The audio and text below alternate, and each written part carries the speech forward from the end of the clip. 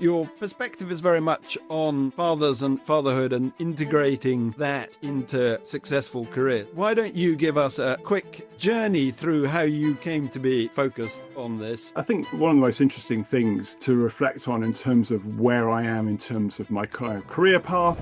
Today's guest is Ian Dinwiddy, founder and director of Inspiring Dads Limited. Through practical insight and actionable guidance, Ian supports working fathers in balancing family life, relationships and career demands, while strengthening their mental health without losing their sense of identity. 98% of men were supportive of other men taking leave and working flexibly. But if they've got a line manager who doesn't necessarily believe in that or otherwise suggests that taking that leave will be detrimental for their career, then that could be a real challenge. A man on average weekly earnings who took shared parental leave would lose about £1,000. The men who have 2 weeks of statutory paternity leave who are afraid that they're going to lose their job, they're actually the ones that need to be supported, but they're the ones I don't get to see. Those implications can come much later when someone really important in the organisation leaves and people are scratching their heads as to why. You mentioned this concept of parenting out loud, which I really like. What's your sort of suggestions for starting that conversation? Understanding and having conversations with other men. The government's behavioural insight team, they did some research about 4 or 5 years ago now, and what they discovered was that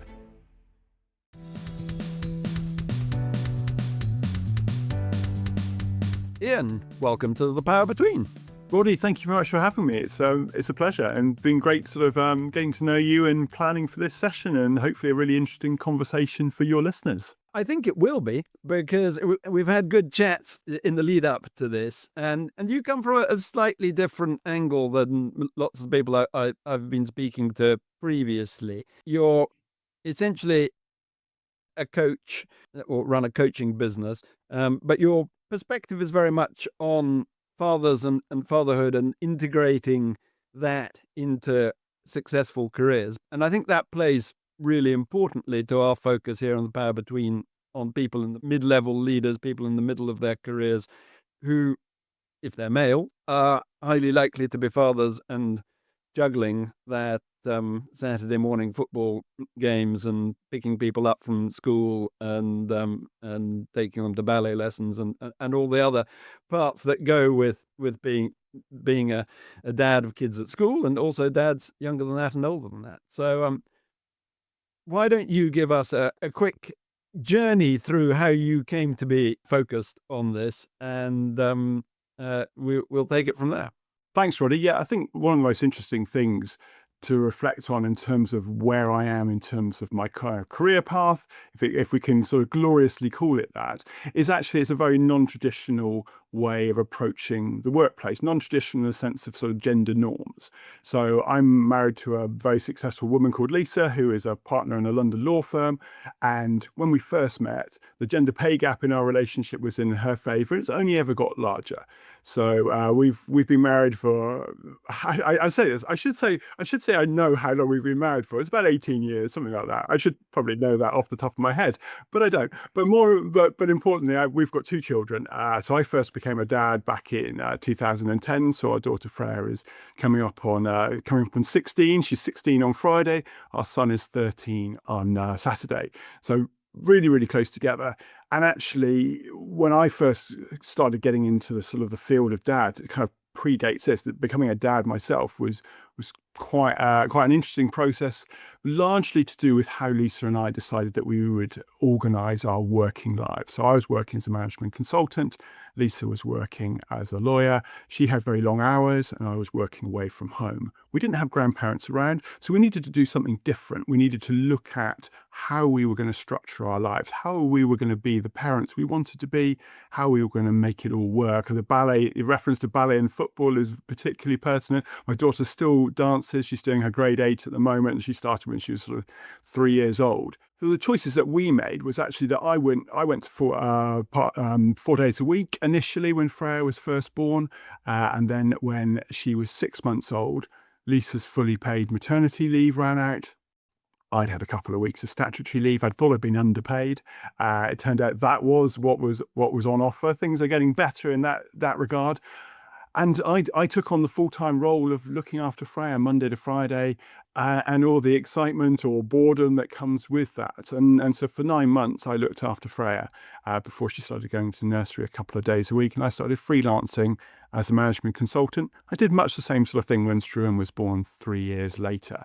So we very much flipped the narrative in terms of how we were structuring our lives. Lisa very much the breadwinner, me very much the stay-at-home parent. And that's still the same today. So I've done the drop-off this morning for both our kids. I will pick up 4 girls, my daughter and three friends from school today. I'll do everything this evening. Lisa's in Abu Dhabi at the moment on a work trip. And so I think a lot of the insight and the perspective I get in terms of supporting dads is actually helping men to understand that the traditional roles that perhaps they grew up with in terms of the opportunities or the constraints that their own parents, their own dads maybe had in terms of having it all, being successful at work and being successful at home, that narrative has changed and increasingly changing. So there are opportunities for men to blend work and home life in a way that perhaps wasn't possible a generation ago. So I come from it from that perspective. And I certainly feel that increasingly men are feeling like they want to have it all, which I think is a particularly loaded conversation, because I think for a lot of working mums who are listening to this, then the concept of having it all has often meant in a lot of heterosexual relationships actually doing it all. And so breaking up that narrative, understanding that actually when we recognize that a new generation of men want to be much more hands-on in terms of their parenting and their caregiving, then that unlocks opportunities for men and women in the workplace. And in some ways, I'm a sort of a role model for that, although that was never the intention. It was when Lisa and I first started organising our lives in that sort of non-standard, sort of non-gendered, sort of flipping the narrative in terms of how, what it means to be a working mum or a working dad, then it certainly wasn't the case that we intended to be role models. But it does allow a certain insight into what's possible, I think, which I think is, I always encourage men to think about what's possible. I mean, that's a great story and a great path to follow. In the period between Freya being born, so what's that, 16 years ago, and now, what's your impression of, or maybe you've got clearer statistics than that, clearer evidence than that, of the numbers of fathers following your role? I mean, when you're doing the school run, how many other dads are there picking up children? I think the big change for a lot of working dads, certainly office based, was COVID and the opportunities that came with being in the family home and the opportunities to blend work and fatherhood and doing the school pickups. Predating COVID, there was a very strange conversation that my daughter, who at the time must have been about year 4, she came home and said, one of the girls at school said, "Do you have a mum? Do you have a mum? Because we never see her at pickup." And it was such a sort of, is she alive? And it's such a striking sort of representation of those gendered norms that women were supposed to be at the pickup, dads were not supposed to be at the pickup. That has changed over time. I used to go to dads groups. I used to meet men who were taking on sort of lead caring responsibilities with the young children. There was a dads group in Southwest London I used to travel across to. But there were men there who were finding it quite challenging to engage with activities that maybe were branded as mother and toddler rather than sort of parent and toddler. And that's still very much the case. But I think ever since the coalition government brought in shared parental leave in 2015, whereas while shared parental leave itself has particularly low uptake, somewhere between sort of 2 and 5% of eligible parents actually access shared parental leave. What it did do is create an environment where companies, organisations looking to become an employer of choice or sort of hang on to staff were increasing their parental leave, their paternity leave offer. Perhaps they were equalising parental leave. So that point in time around 2015 is one that's quite significant in terms of the framework in terms of men being more likely to have the opportunity to take leave, well-paid leave that they can afford to take. And therefore, we see more and more dads out and about. I think in some ways, sometimes they are still hiding a little bit. I still talk, a lot of the men I coach will still talk about being the only dad in a in a female-dominated caregiving environment, especially with young children. And that might be because, you need to have almost need to have a critical mass. It didn't worry me at all. I have lots of female friends. I worked in very female-dominated environments in the past, and I was very comfortable being in an environment where I was the only man. But for a lot of men, it's kind of like, it's a little bit, they feel like outsiders in some way, and that can be quite challenging. I'm sort of sensing that there's probably a difference between being the only man in a working environment situation and the only man in being a parent environment situation. So and there's probably tension. And this is we're two men speaking to each other. I suspect that we're just getting a small glimpse of what it's like to be a woman working in an all male environment, which hopefully is now far less awkward than it ever used to be. But one can see how that can mirror itself into the being a father in a group of mothers at children's birthday parties or things like that. It's sort of there's a tension there. Just for sort of definition reasons, and these obviously vary from country to country and elsewhere, and you're in the UK, paternity leave and parental leave, is that the same across the UK, or is it different in the various nations?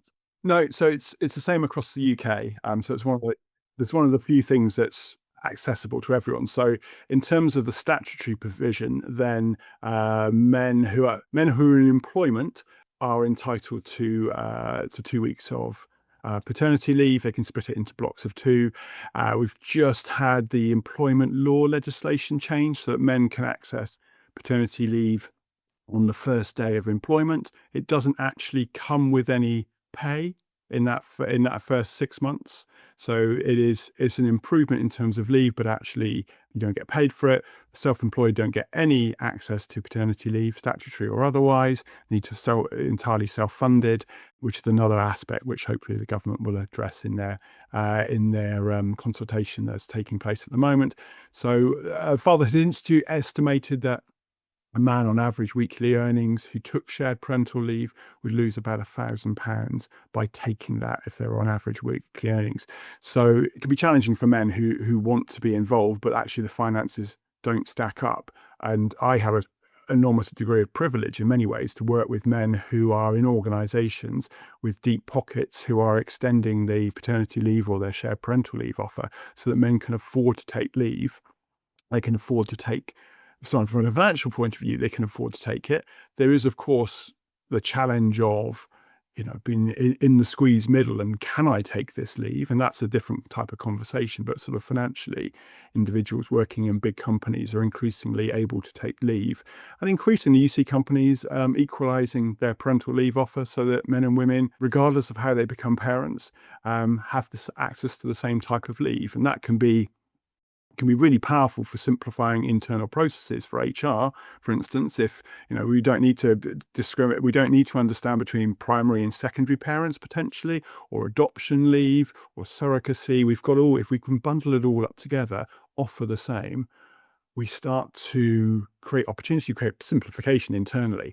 But also, when men and women are equally as likely to take leave, then perhaps we remove some of those challenges that face women's career progression, which actually in an organization where the only people who leave the business for 6 months at a time are women and men don't do that, that creates a degree of tension between who, or certainly creates an awareness between who we might consider, rightly, certainly wrongly, who's a good prospect for promotion or a good prospect to be employed. Actually, when we neutralize that aspect of it, certainly for individuals who might become parents, we never know who's going to become a parent, then at what stage of their life, then it actually, it has a huge benefit for gender equality within those organizations. And also, I think a huge benefit gender equality within individual relationships where men get to share the care and they get to learn how to care for young children. That unlocks all kinds of potential within heterosexual relationships in particular. It's really fascinating because just by enabling this, it clearly changes the culture and context of the organization if if organizations are open to parental leave for an extended paternity leave for fathers, that sends a clear message, presumably, that family life is important, that if that having a stable relationship with your children is fundamental to you bringing your best self to work when it happens. I mean, there are all sorts of sort of knock-on implications that come from that, as well as just giving you your 2 weeks or perhaps extended 6 weeks or whatever it is, which is a benefit. But in fact, the ripples that go out from that are very much wider. And it hadn't crossed my mind at all. But you then saying that leveling up with maternity leave and creating some form of parity between men and women on this also has a notable effect too. Are you seeing that with the people that you coach and the organizations that they're in? And I suppose where I'm going with that is, I'm working on the assumption that some of the people you work for come from pretty open, progressive organizations and some from those who are much more traditional about it, let's put it that way. What's your sense around that? I think one of the big shames of working in this space is that I don't get to meet the men who work in organizations that aren't progressive. So by sort of selection process, so you kind of, there's a great big sort of upside down triangle. At the bottom, there's an individual man who chooses to take on the opportunity to be coached. However, there's a number of levels and a number of filters above that, and often the filter immediately above that man taking leave, and therefore leave being the trigger that unlocks the coaching opportunity. Because actually, in some organizations, what you find is that the bar for accessing coaching or having paid coaching provided by your organization is actually that you take a minimum amount of leave. And men actually, even in organizations like Zurich and Aviva, are really good at publishing their data in terms of how many men and what the average is. And they're some of the first two companies to really embrace the opportunity to extend paternity leave and equalize parental leave.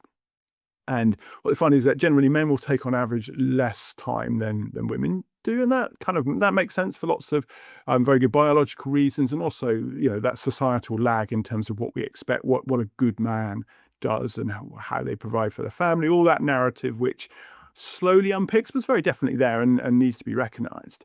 But what you find is that you've got companies who expand that leave, but you can have brilliant policies. They might not. You have organizations where maybe the men don't take enough leave to trigger coaching, but we also have organizations, great policies, but if they've got a line manager who doesn't necessarily believe in that, or explicitly or otherwise sort of suggests that taking that leave will be detrimental for their career, then that could be a real challenge. And talk about that power between, then actually you've got a lot of men are both middle managers, managed by middle managers when they become dads, and so they both have the opportunity to set the agenda in terms of what's possible for younger men or men who are sort of early in their career, but also they're perhaps up against that, what we call the line manager lottery, where the filter between amazing policy and men accessing that policy can actually be the suggestion that it's not okay to do this. And it's quite striking that a vast majority of my one-to-one coachees will say, we sort of explore what their organizational structure looks like, is that they will say that their boss has been really, really supportive and really gets what I'm trying to do and thinks it's brilliant, and perhaps is a leader, and if they're male, perhaps they're a leader themselves, perhaps they're parenting out loud, they're talking about their own experiences, which makes it okay for other men to do it. And I think that's really important to understand, that actually in a company that doesn't offer leave, then men aren't getting support. Actually, in many ways, the men that I work with who are taking maybe 3 months of paternity leave, they've got things pretty much sorted out in many ways. It's actually, from a coaching perspective, it's relatively straightforward. It's very enjoyable. It's a great conversation, a little bit like a conversation we're having today. It's really good. It doesn't look like some versions of coaching. It's certainly the parental transition is a little bit different from what we would than anyone ever would qualify as a coach, because it's much I mean, more I suppose it's not remedial sharing in of that ideas. sense, is it? Because you've got they've already established the the space to do it in. It's then, Exactly. The men who have 2 weeks of statutory paternity leave, who are afraid of the financial consequences of doing that, who need to get back to work and are afraid that they're going to lose their job if they even seek out flexible work. And they're actually the ones that need to be supported, but they're the ones I don't get to see. you don't get to see. Yeah, So you and that can be mentioned, quite difficult. you mentioned this concept of parenting out loud, which I really like, which is basically just enabling people to have these conversations in a what I suppose we'd describe as a psychologically safe sort of environment. How, if you're in the middle of an organization and let's say it is more on the traditional, less open approach to parenting and parenting leave, particularly fathers, what's your sort of suggestions for for starting that conversation, getting parenting to be out loud without sort of making too much of a song and dance of it initially, which is probably people's fear? Yeah, I think allyship's really important. Understanding and having conversations with other men. So a lot of men underestimate how supportive other men are of taking leave, of working flexibly, of doing things that perhaps were seen as something that men don't do sort of a generation ago. Our father's generation perhaps didn't have that access and didn't get that opportunity. So I think allyship, talking to other men. So the idea that men won't talk about how they feel and the pressures they feel is usually related to the fact we haven't created the right environments. So I think I see incredible work with dads groups within sort of employee resource groups. They're often spin-offs of parents and carers networks, actually men getting together and saying, actually, the male experience of fatherhood and the pressures and the external kind of narrative about how we succeed at work and at home is different. And they both sides benefit when we gender that sort of support and approach and have those conversations. The government's behavioural insight team, actually it's a spin-off, it's now an independent entity, the behavioural insights team. They did some research about 4 or 5 years ago now, and with Santander and another large bank that they weren't able to name. And what they discovered was that men were really, really supportive of other men. It's like 98% of men were supportive of other men taking leave and working flexibly, but men believe that number to be around about 65%. So they're massively underestimating how supportive their peer group were, their competitors, in inverted commas, were for taking leave and to doing things differently. And when you told a second cohort, actually, everyone believes taking leave is really good for us. We all want to do it. We're looking around going, if I take this, what does this mean? Actually, when you told a second cohort that it was 98%, or I'm sure they didn't use that term exactly, then it increased the intention to share care and to take those opportunities. So parenting out loud as a concept, it's not mine. I'm going to name check Elliot Ray, who is a friend of mine, who is the leader of the movement and the concept of parenting out loud. I wish I came up with it, but it's all about working Well, you're dads. promoting it. So I mean, I'm promoting it. I'm more than happy to promote it. Elliot promotes my stuff, and we go. Well, that's allyship then. There you go. go. You see, it works both ways. But it's that idea of working dads being open about the pressures that they face in terms of juggling work and family life. And when you're open about that, certainly senior male role models being open about those pressures, notwithstanding the fact that with seniority comes a degree of flexibility, a degree of authority and autonomy in terms of how we construct working lives and what our working hours look like. It still sets a really powerful message for those conversations. And I think if you're in a traditional organization, going back to your question, sorry, Roddy, I often go off on a tangent and just gotta go with the flow. But going back to your question, which it's important to do, I think it's about talking to other dads. It's about having conversations. Actually, let's talk about what's going on in our lives. Let's chew the fat about what it's like in those first 6 weeks of fatherhood, what our pressures are. Maybe we're feeling, as a dad with older children, maybe we're facing, this, July, August, it's our kids going to secondary school.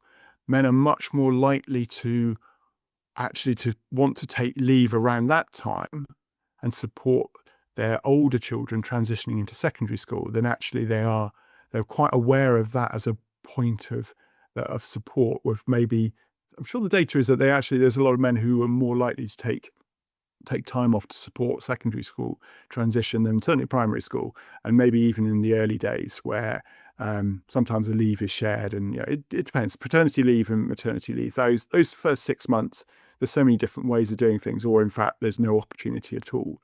But certainly men are quite aware of that transition. So having those conversations about what's on your mind and talking to other men, because I think that's where all the magic happens, I think. A couple of really important points there. I mean, one is that we shouldn't just be focusing on the baby arriving moment and the months that follow that. But parenting clearly goes on for a lot longer than that, and that sort of opportunity to step in and step out of work in order to step in and step out and step in, the reverse into parenting support roles when required, will ebb and flow through that period. I mean, from my point of view, my wife, a brilliant mother all round, but clearly far more brilliant than me in the early years, and then we our roles sort of self-defined a little bit more as the children got older, but my relevance became greater, I think, as you say, as they went into sort of secondary school and through that. So that resonates with me, but I mean, it's going to be horses for courses, and one shouldn't sort of be too stereotypical about it. But how does this work for people in middle of organizations when their children are older? Because the focus is very much on immediately after the child has arrived. And this is the sort of parental leave part, presumably, is that it can then happen later. And also this bit about being flexible. I can see there's a huge EVP, employee value proposition for organizations if they're clearly supportive of, you may need to take off a day or two here or a week there or whatever, in order to, if something comes up. I focus on the parental transition because it's the easiest part to kind of quantify, because it's often associated with leave, and therefore it's a really important way of setting the agenda within relationships and also within the business in terms of gender equality. So I think it is, from that perspective, it's really important. As I've got older, or more importantly, I guess my kids have got older, is I've become much more aware of that bigger picture. My daughter's doing GCSEs this year. I've become a lot more anxious as a parent, which really surprised me in the last couple of years. Certainly since Struan went to secondary school.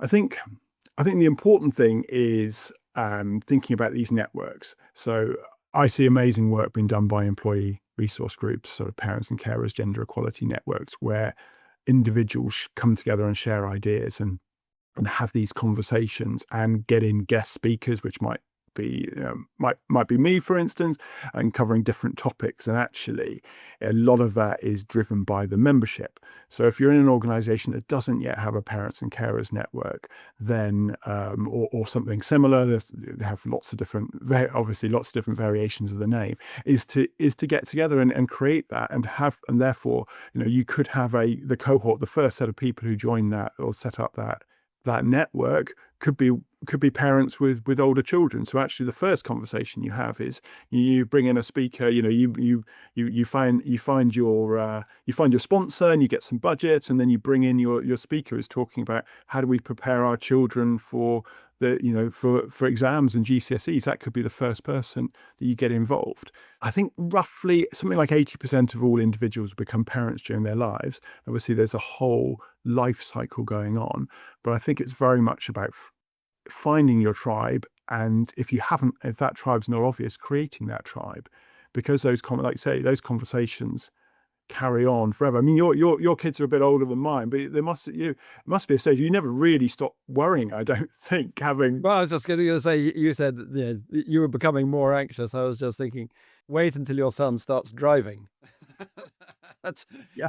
permanent state of anxiety around that one. I can hardly imagine. But that's the thing. You're absolutely right, is that a lot of the conversation, and I'm as guilty as anyone for this, because a lot of the conversation is around the parental transition, is around that. I would describe them as first year fathers. So that first year of fatherhood, whether it's first, second or third time, where it's an opportunity to reassess.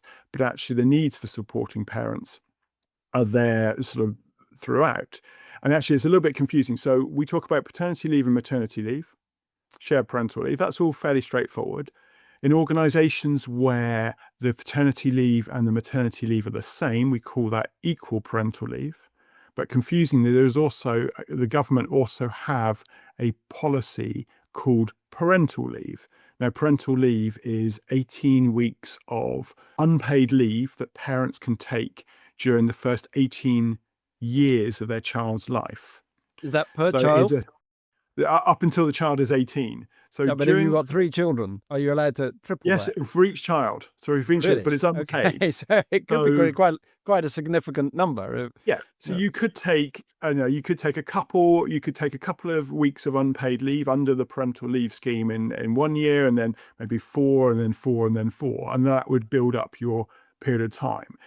So it is a little But bit it is confusing. unpaid though. So Yeah, it's unpaid though. Like all the best policies, it's unpaid. But it does exist. So parental leave as a concept is actually something the government offer, but it's very different. But often people don't know about that. But also it's a really good way potentially of, it's unpaid. We always need to leave it like that, but it could be a good way of supporting a transition into secondary school, or taking a few weeks off that way, outside of holiday time, and because that remains precious, less so this side of the Atlantic than the other side, but leave still matters, and so confusingly there is something called parental leave, but it's something that a lot of people don't know about. But yeah, no, I don't think it's well understood at all. But you obviously got a clear sight on it.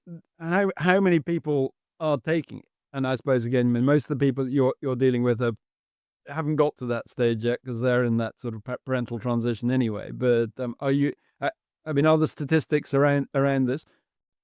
I don't know if there are. There are statistics around shared parental leave. So the government, one of the government departments, they've changed their names quite frequently. I think it's Department of Trade. What would have been Department of Trade and Industry, which probably shows my age. Yeah, DTI. That's a while ago. Yeah. They did quite a comprehensive breakdown of shared parental leave and understanding why the uptake is low, because shared parental leave does have a degree of statutory pay that comes with it unless companies enhance it. And shared parental leave was found to be predominantly taken by middle-class people in the southeast of England. Dad Shift, who I partner with, who are campaigning for equalising statutory paternity leave. So it would be 6 weeks leave, which is the same as women get. And they're one of a number of campaign groups pushing for that. They've certainly discovered that the vast majority of pay around shared parental leave from the government is largely white middle class families in the southeast of England. So there's research around shared parental leave. I haven't ever come across anything on paternity leave. It is paternity leave, parental leave. It is this strange little entity that I'm not even sure. I should probably go and find out. I should have a look and see if there is any research. That'd be really interesting, because again, I think that reflects very much on an organization's culture. If A, they're making people aware that it's a possibility, an opportunity, and B, whether people are feeling they can take it without negative sort of after effects coming from it, pay aside. But I think it's an important part of actually being a middle manager in an organization with a lot of different policies that your employees, your teams might want to take.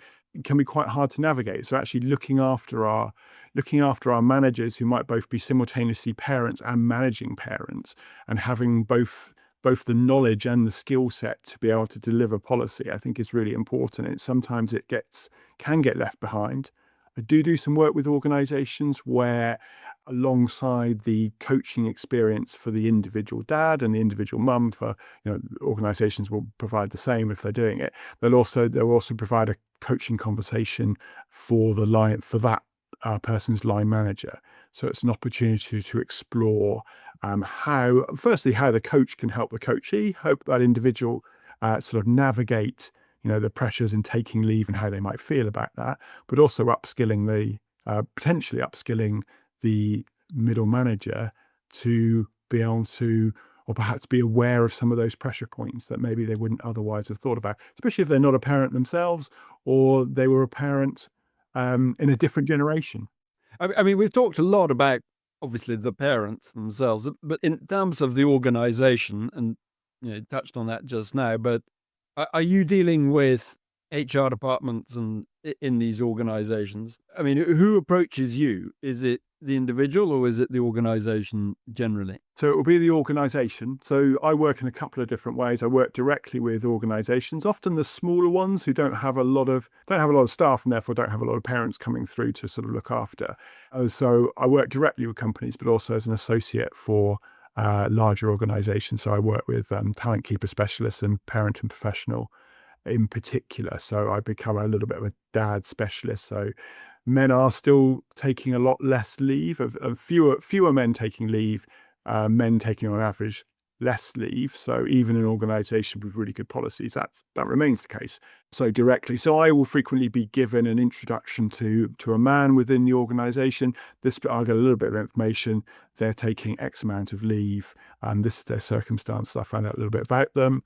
Or maybe I have a chemistry call, depending on what the contract looks like. So we spend a little bit of time plotting where their pressure points are, what their objectives are, both at home and at work. And then it's kind of very much, what do you want to talk about today? And the nature of the parental transitions, it might well be very tactical about sharing care. It might be, and for a lot of the men I work with, it's quite an intriguing position, because if they've staggered leave, certainly in heterosexual relationships, if their wife has taken leave first, they've had a little bit of overlap and they've taken leave maybe afterwards. So they're drawing out. So, their child doesn't need to go to nursery in the first year of their life because you've got one parent and the other parent, a little bit of overlap, men solo caring. And what you find is that the man returning to work is the trigger for a conversation about how do we balance this as a couple? Who does pickups and drop-offs? In a lot of other circumstances, then the man takes 2 weeks of leave, and then as maternity leave runs down, the woman is thinking about, can I return to work? How, we still, I think to our detriment, society considers, can a woman afford to go back to work? Is it, what's their pay versus childcare costs?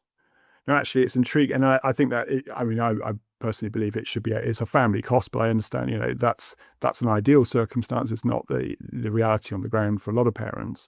But actually, what I find is that you've got men whose return to work is triggering the change in circumstances, rather than one parent going to work and one being at home. It's the man who's triggering that, and that's a little bit of a flip again on the gender narrative.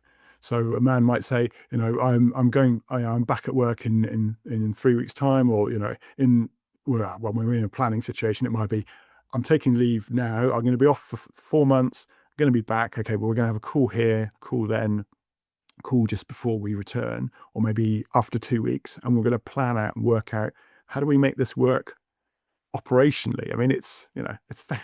Yeah, Not very romantic. It's quite. It is quite a sort of just an operations issue. It's an really, operation. Yeah, it's a family operation thing. Well, how are you going to work out whose priority is it going to be in this week? Who's top of the the nursery list? Who gets called first? Who's top and who does get called is sometimes two different things. I mean, and with plenty of stories.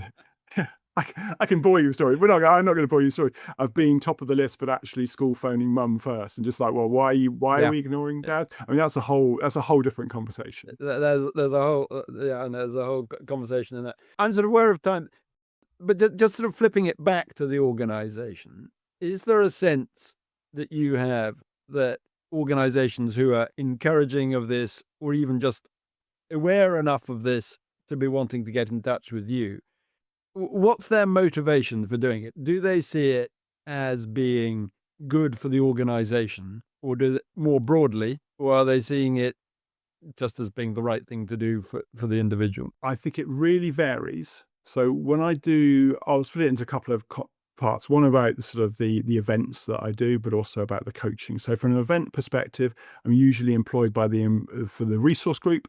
So the employee resource group are looking to have external speakers to come in to have conversations. Those environments are brilliant because they tap you get to have conversations with lots of different people internally, cross-functional, cross seniority. Really, really interesting sort of side of things. Often starting conversations. There are starting conversations towards maybe improving their parental leave offer. So it's shining a light on the the desire that's there that senior management don't recognise. So it's starting to move the conversation. In terms of coaching, it's HR professionals reaching out and doing things. Often improving parental leave comes before coaching. Idea of actually, if our men are only taking 2 weeks of leave, do they really need coaching? That's quite an expensive thing. It tends to be tied in. So what you tend to see is that maternity provision gets improved first. Sometimes they go together. Then the paternity provision gets improved. Then the coaching comes in behind that. I think there are lots of companies who will very much take the view that they want to be there for the moments that matter for their employees. That was a really powerful conversation a couple of years ago with someone senior at Adobe. They brought a new policy, and someone we were in a large sort of business forum and doing a fireside chat, and the question was around what was the return on investment, and he said we didn't do return on investment. We decided we wanted to be there for the moments that matter. One of those is becoming a parent. Another one might be sudden illness within the family. We wanted to support our people, and that was important. You'll find other organizations who will very much wait until their competitors have improved their offer and their leave. I run a database where I try and collate as many of these offers as possible, and so that individual organizations, HR managers can benchmark against other companies, either of their size or within their industry, to see where they are. So there'll be companies who lead, and there'll be companies who follow, and there'll be companies at the back who are waiting until it becomes blindingly obvious that they need to do something different to retain their people. And I do fundamentally think that, clearly it's a good thing to do, but from an organizational perspective, there is a clear, in my mind at any rate, connection that if your staff, and a lot of these people will be in leadership roles of one form or another, if they are feeling fulfilled and supported in their home private lives, then that enables them to bring much more energy and compassion into their working lives too, which then changes the environment and the performance of everyone within the organization. And there's a sort of domino effect there. And those companies that are failing to do that, I see it's all part of this silent sabotage that I keep referring to, of you undermine your long-term performance and productivity because the environment that people are working in, it feels less safe, less supportive than it could do. It may lead to short-term wins, but in the long term, people are getting burnt out. They're moving jobs for a start. They don't feel sufficiently supported. So there's a whole sort of system around it. And it's hard to put a number on that. It's hard to put a number on the benefit, the upside of the support. And it's also hard to put a number on the downside of not getting it right, because it's not an immediate cause and effect. And those implications can come much later when actually someone really important in the organization leaves and people are scratching their heads as to why. And it can be as vague as, I didn't feel supported, and when I needed help, as a company, you weren't there, and I decided that wasn't something I wanted a firm I wanted to work for. But that's the problem with sort of leadership development across the board, is it's very difficult to measure its impact. You can, but in a way you can sense it, but you can't measure it. I suppose that just brought to mind that I remember an academic at IESE telling me who studied expats, or people being sent overseas for positions, and saying that an enormous amount of investment was put into the person, the man or woman who was going abroad and setting them up and giving them access to a sports club and giving them coaching the local language and whatever. And this was a few years ago, but very little support was given to the family he brought over with them. Maybe they were put into a school was found for them, the husband or wife may or may not have been found something to do, but 90% of the failures of those overseas assignments were because the family didn't work rather than because the individual didn't work. And and there's definitely a parallel here, isn't there? That if family's not working, then work's not going to work. So it pays to get the family bit to work. Yeah. Look after your people, and it always pays dividend, I think. It always pays them. Ian, fantastic. I've really enjoyed that conversation. There's lots there that I was not aware of on the regulatory side of, and you shine a light on the dynamics of this, which I think is crucial for people in their working careers. So, thank you very much indeed. We'll put your details into the show notes if anyone wants to get in touch with you and follow up. But for now, thank you very much. Roddy, it's been an absolute pleasure. Thank you for having me.